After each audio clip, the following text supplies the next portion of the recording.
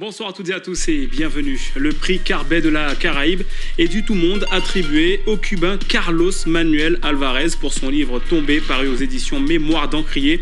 Le journaliste et écrivain vit en exil à New York et n'était pas présent pour la remise du prix à la Maison des Cultures et des Mémoires, Rémi Armand-Joly. Nous serons justement en direct avec le président du jury, Miguel Duplan.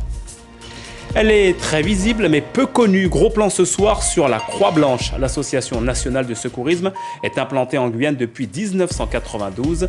Très actifs, ses membres effectuaient ce matin un exercice de sauvetage sur le fleuve Montsinéry.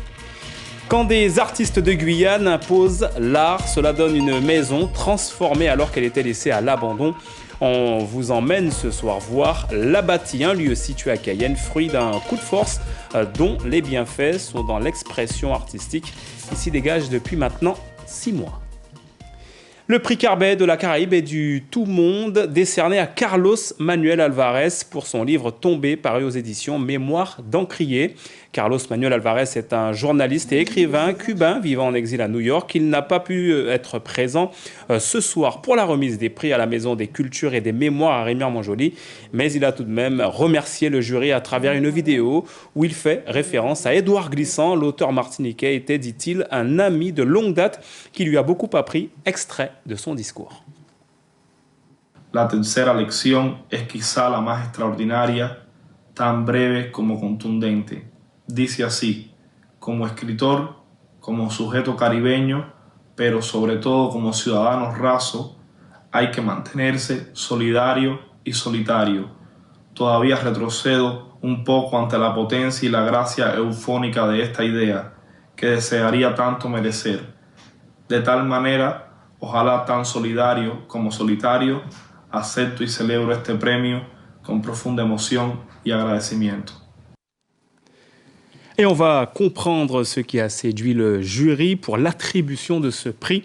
Miguel Duplan, vous êtes en direct de la cérémonie qui est en cours donc à la Maison des Mémoires et des Cultures. Vous êtes le président donc de ce prix Carbet de la Caraïbe et du tout monde. Bonsoir. Alors qu'est-ce qui a permis au roman de Carlos Manuel Alvarez de faire la différence? Ben voilà un roman qui fait une description implacable, terrible, de la situation, de sa vie à Cuba, mais malgré tout, il y avait dans ce texte des accents de sincérité, de tendresse. Il y avait une relation très tendre entre ce pays que l'auteur voit quotidiennement s'affaisser, mais en même temps un peuple ou des personnages qui gardent toute leur dignité et qui survivent dans l'adversité. Alors, Tombé, bien sûr, c'est un texte lumineux de par son écriture. Oui. Allez-y, terminez. Je vous écoute.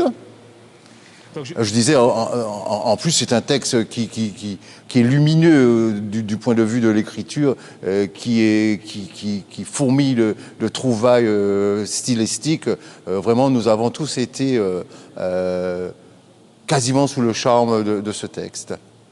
Tombé raconte l'histoire d'une famille qui sombre dans un Cuba totalement isolé, vous l'avez un peu dit, après cette chute de l'URSS.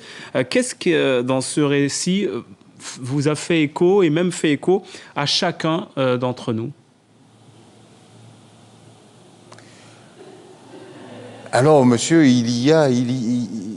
en fait, nous avons tous été impressionnés par ce regard, ce regard implacable sur la société cubaine que l'auteur porte, et visiblement, il est très critique de cette société, mais malgré tout, il garde cette tendresse.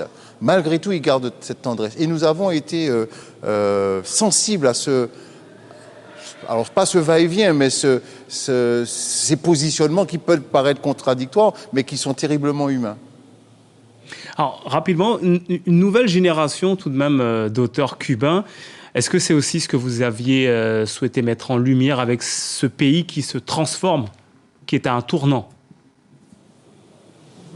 Alors je ne suis pas sûr que nous ayons voulu faire ça, parce qu'en fait le texte nous avons reçu, nous avons lu le texte. Alors bien sûr après nous nous sommes rendus compte que ça participait à une nouvelle génération d'écrivains cubains qui avaient un regard plus critique et plus acerbe vis-à-vis du régime actuel. Mais dans un premier temps, ce n'est pas du tout ce qui nous a motivés. Je le répète, ce qui nous a motivés, c'est ce constat